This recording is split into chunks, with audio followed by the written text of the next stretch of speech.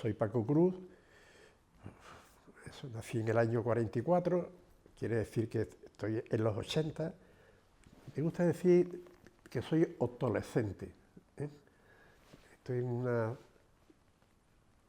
adolescencia de los 80 años, que es un cambio importante ya físicamente, mentalmente, en todos los sentidos. Es un cambio realmente importante, ¿no?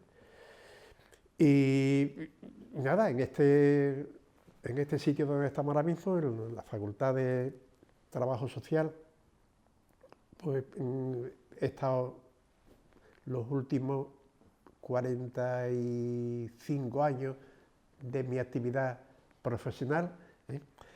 Hasta que me echaron por viejo ya. Vamos, después de jubilarme con 67 años, continué un poco en la brecha en cursos de doctorado, en másteres y eso, hasta que ya con 71 por ahí decidí quedarme más tranquilo, ¿no? Y aplicar pues las cosas que sabía y que había aprendido, aplicarlas en otro terreno, ¿no? Puede salir todo un poco a colación a lo largo de este tiempo, ¿no? Entonces a mí me gustó la idea, hasta el punto de que el primer día que llegué yo a Punta Umbría en concreto, que era donde me destinaba, con el encargo del apostolado del mar, de la actividad con los marineros y de completar, digamos, mi tiempo con la catequesis a los niños y con los jóvenes, me pareció buena la idea. Pues mi primera actividad consistió en ponerme unas botas de agua, hacerme una tortilla y un bocadillo de tortilla y otro de chorizo, irme a las 5 de la mañana al puerto y preguntar en qué barco hacía falta alguien, ¿no? Y entré, sin que nadie me conociera, entré en el mundo de la mar, como marinero, ¿no? Hombre, todo eso se fastidió cuando a la vuelta a las 3 de la tarde, al llegar a puerto ya para vender las chirlas, que era lo que cogíamos, arrastrando unos ganchos por el suelo, se fastidió la cosa cuando al llegar estaba esperándome el cura de allí del pueblo, con su sotana, igual, y le dijo a los del barco quién era yo, ¿no? Que yo, el padre Francisco. Y oye, conseguí que me dijeran padre Paco en vez de padre Francisco, pero en fin. En esa actividad tuvimos unas reuniones en el edificio Migrants en Madrid, que está en el Gran San Blas, que es un edificio de la Conferencia Episcopal, o era, no sé cómo estará eso ahora, ¿no? Donde se proyectó un estudio sociológico sobre el hombre de la mar, ¿no? Y allí los capellanes, colaboradores, etcétera, del movimiento del apostolado del mar, participamos en la confección del cuestionario, conocimos cómo se hacía la distribución del muestreo, se hicieron las encuestas y también participamos en el análisis.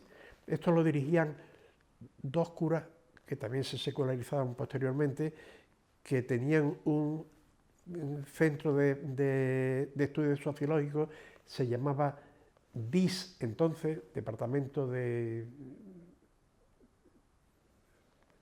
Sí, luego se llamó EDIS, ¿no?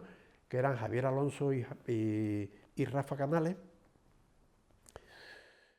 Hombre, indudablemente había algo más en el fondo, y en el fondo había que cuando la sociología estaba súper prohibida, pero súper prohibida en España, en los años finales de los 50, principios de los 60, pues en el seminario de Huelva teníamos una asignatura que se llamaba Sociología y cuyo programa pues era idéntico a la introducción a la sociología que estudié luego en Madrid en primero en el año 77, ¿no? ¿Por qué había eso en el seminario? Pues eso lo había en el seminario porque uno de los profesores había estudiado en Roma y había hecho ciencias sociales. Pero la facultad me resultó un poco chocante inicialmente, porque yo esperaba otra cosa, ¿no? Y la encontré demasiado gris, a pesar de que todavía corríamos delante de los grises un poco. Ya, o sea, ya había muerto Franco 2 años antes, ¿no? En un momento, ya en mi actividad profesional, viendo que los alumnos, como yo daba sociología de la empresa en dirección de empresas, entonces empresariales, y sociología y estructura social aquí en trabajo social, aquí sí tenían afición a la sociología, ¿no?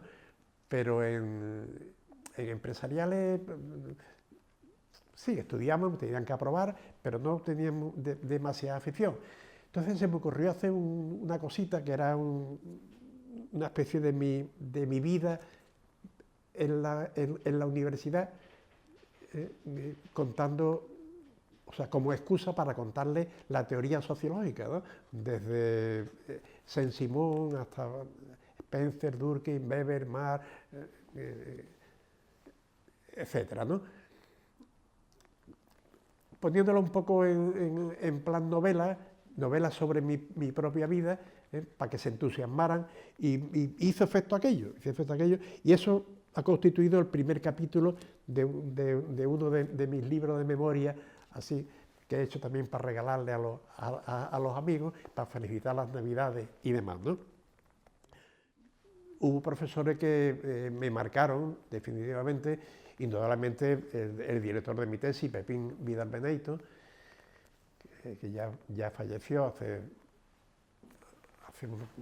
unos pocos de años, por lo menos 10 años, y con el que hice la tesis, estructura social del sector pesquero andaluz, siempre el tema de la pesca por medio, y siempre la gorrita marinera de alguna manera se me ha hecho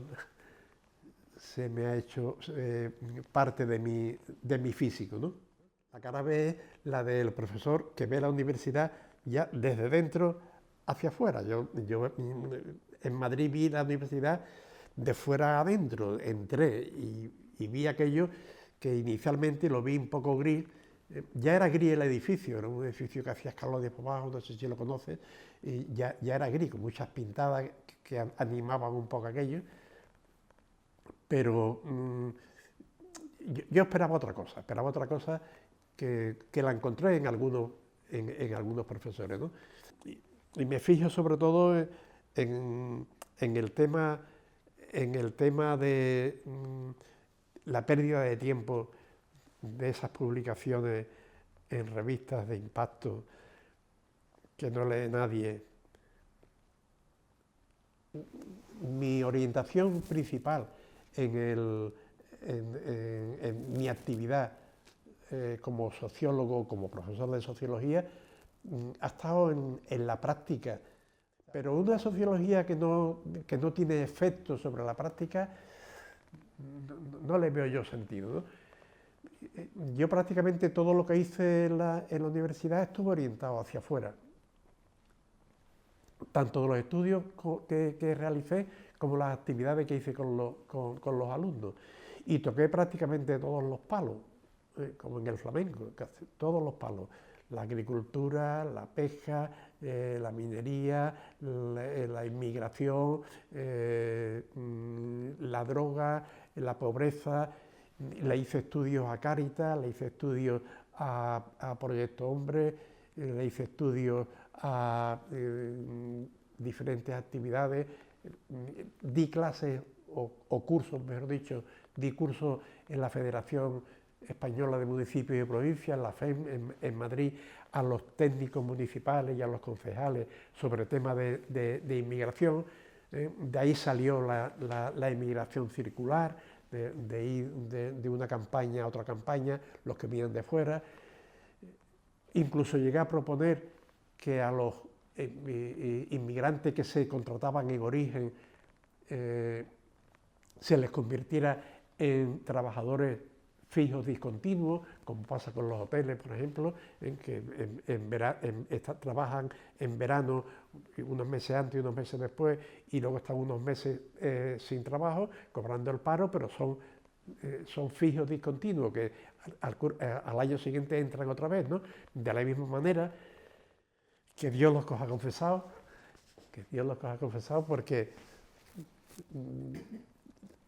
no veo yo un futuro muy claro, ¿no? Entonces, no son momentos muy buenos, pero yo creo que con esfuerzo y con imaginación eh, se puede encontrar sitios para, para darle sentido a lo que se estudia o a lo que se aprende, más que a lo que se estudia, ¿no? A lo que se aprende más luego que en la facultad, se aprende más luego con la práctica, ¿no?